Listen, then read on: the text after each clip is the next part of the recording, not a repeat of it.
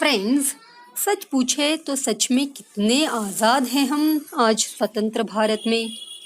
क्या हम हमें मिले अधिकारों का सही इस्तेमाल कर रहे हैं या इन अधिकारों का दुरुपयोग करते करते व्याधि रूपी पारतंत्र में जा रहे हैं?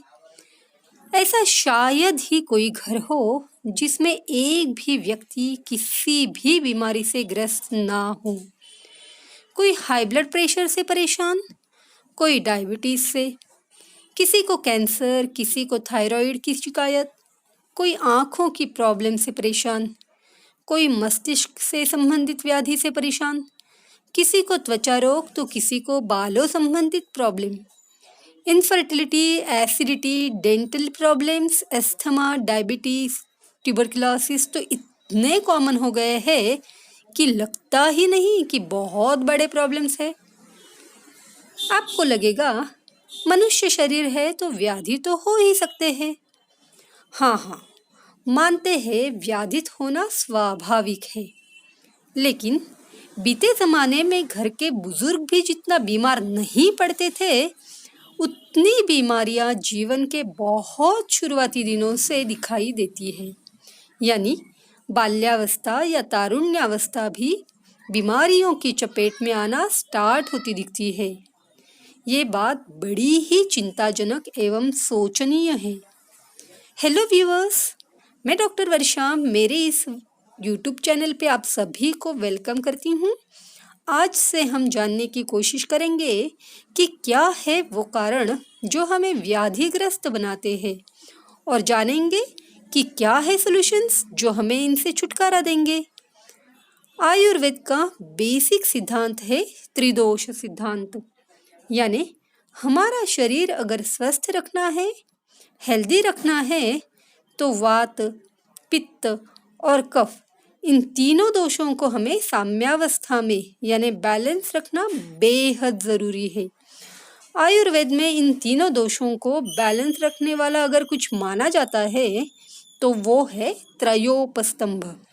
त्रय मीन्स 3 और उपस्तंभ मीन्स सपोर्टिंग पिलर्स।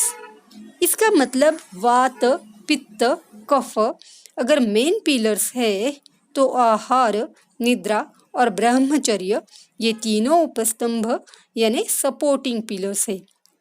इसमें से सबसे पहला जो है वो है आहार, यानी अन्न जो हम खाते हैं, जिससे हमारे शरीर की हर एक पेशी यानी सेल, टिश्यू और ऑर्गन्स बनते हैं। आहार पे ही हमारे डिफरेंट सिस्टम्स और overall body systems, body health शारीरिक ही नहीं बल्कि मानसिक स्वास्थ्य भी डिपेंड होता है।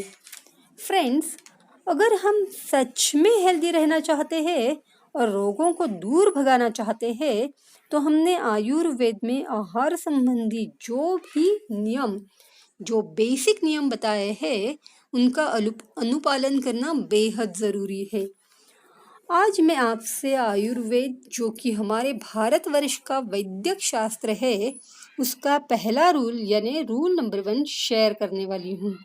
वैसे तो आप सभी लोग ये जानते भी हो, लेकिन मनुष्य मात्र की टेंडेंसी होती है कि अगर आपको कुछ रूल बताए तो आपका दिमाग पहले इस रूल को कैसे तोड़ा जाएगा, फिर भी हम पकड़े ना जाए इसके बारे में ही सोचते हैं।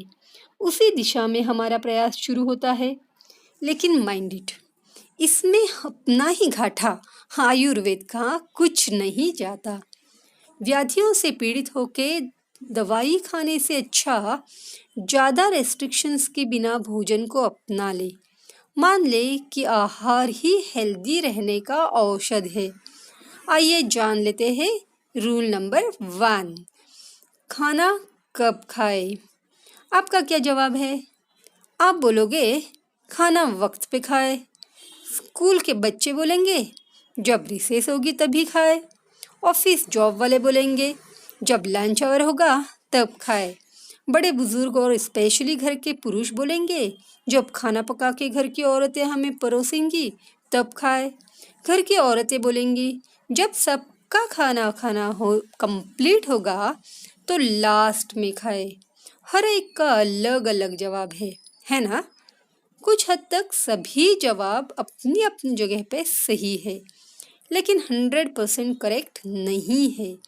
आयुर्वेद का जवाब सबको ध्यान में रखकर दिया गया है। आयुर्वेद का कहना है, भूख लगेगी तब भी खाना खाना चाहिए। जब हमारा पहले का खाना अच्छे से पच जाए तभी आपको शुद्ध बोध यानी भूख महसूस होगी, तो ही आप खाने को हाथ लगाए, वरना आप ज़रूर बीमार हो जाओगे। तो आपको कैसे पता चलेगा कि आपका पहला खाना हजम हुआ है या नहीं? तो ये बहुत ही सिंपल है। अगर आपको शरीर में हल्कापन महसूस होता है, आपको पेट में हल्का हल्का लगता है, आपको शुद्ध डकार आता है, तो समझे कि आपका पहला खाना हजम हुआ है। और हाँ, जम के जोरों से भूख लगी है तो ही खाना खाने की अनुमति है। नहीं तो आप सोचोगे कि अभी मेरा खाना खाने का टाइम हुआ है तो मैं खाना खाने का काम निपट लेता हूँ, तो ये बिल्कुल ही गलत है। हाँ हाँ, मैं जानती हूँ आप बोलोगे कि ये क्या, अब डॉक्टर से ये एडवाइस देते हो कि खाना वक्त पे खाओ और अब कहते हो कि खाने का टाइम हुआ है तो भी मत खाओ। अरे बाबा, इसका अर्थ है आपको मेरा कहने का मतलब समझा ही नहीं। अगर आप खाना खाने के नियमों का पालन करोगे, खुद से कोई चीटिंग नहीं करोगे, तो आपकी पचन शक्ति सही रहेगी, तो आपको भूख की संवेदना भी समय पर ही होगी। तो हुआ ना नियमित वक्त पे खाना। ना स्कूल के बच्चों को टेंशन, ना ऑफिस वर्कर्स को लंच आवर के टाइम लिमिट का टेंशन। बुजुर्गों को उनकी जठराग्नि के हिसाब से टाइम लिमिट में थोड़ा रिलैक्सेशन ज़रूरी है, लेकिन उन्होंने भी भूख लगने पर पेट भर एवं शरीर में हल्कापन महसूस होने पर और शुद्ध डकार आने पर ही खाना खाना लाभदायक है। ऑफ कोर्स, इसका मतलब यह है कि पहला खाना हजम होने के बाद ही खाना खाए। रही बात घर की महिलाओं की, वैसे आयुर्वेद के नियम सबके लिए ऑलमोस्ट समान है। आयुर्वेद में यह स्पष्ट लिखा है कि खाना तभी खाए जब घर के बड़े बुजुर्ग, वृद्ध व्यक्ति तथा बालक इनका खाना खाना हो गया हो, तथा घर में अगर अतिथि आए हैं तो उनको भी तृप्त करने के बाद ही खाना खाए। इतना बारीकी से वर्णन तो आयुर्वेद के सिवा और कहीं पे शायद ही आया हो। आयुर्वेद में इससे भी सूक्ष्म विचार है कि घर के पालतू प्राणियों को भी खाना खिलाने के बाद ही खाना खाए। वैसे ये नियम घर के हर एक सदस्य के लिए है, लेकिन घर की औरतें ही इन सभी नियमों का पालन करते हुए भूल जाती है कि उन्होंने स्वयं भी अपने खुद के लिए नियमों का पालन करना बेहद ज़रूरी है। ऑफ कोर्स, खाना खाने के पहले हाथ पैर मुंह धोना ज़रूरी है, ये बताने की भी क्या ज़रूरत है? तो आइए जान लेते हैं कि बालक एवं बुजुर्गों को, अतिथियों को पहले खाना खिलाना क्यों ज़रूरी है।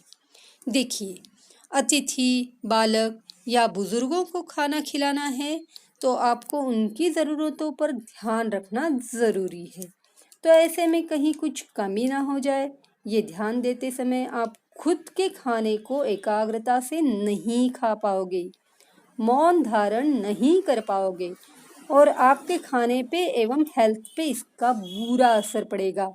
और हाँ, खाना कम भी तो नहीं पड़ना चाहिए, है ना? इतना ही नहीं, अगर आपने पालतू जानवरों को नहीं खिलाया और आप खाने के लिए बैठ जाएंगे तो वो प्राणी व्याकुल हो जाएंगे। शायद कुत्ता, बिल्ली या गाय, भैंस हो तो खाने के लिए व्याकुल होकर जोर जोर से आवाज़ देना शुरू करेंगे, तो चिल्लाने लगेंगे।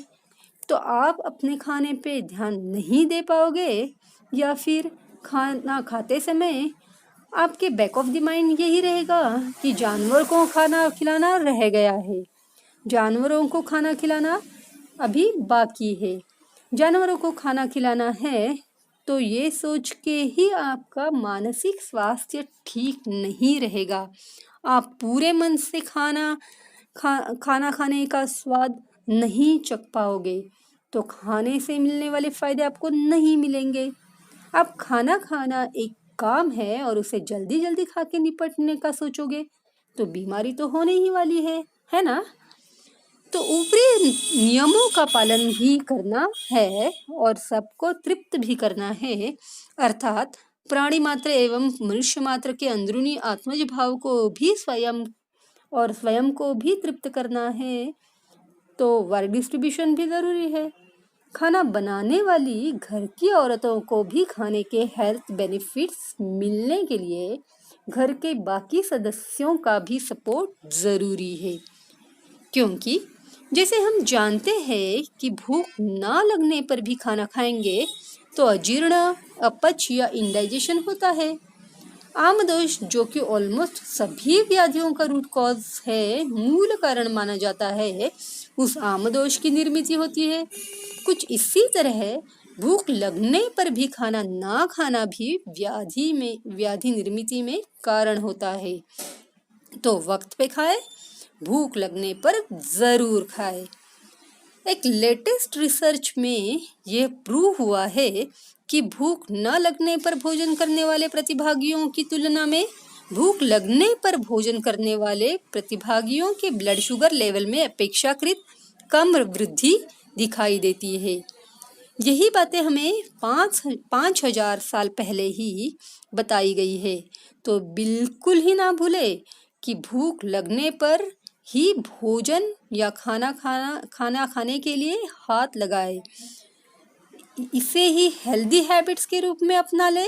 Rules are not make to break. So आज के लिए बस इतना ही।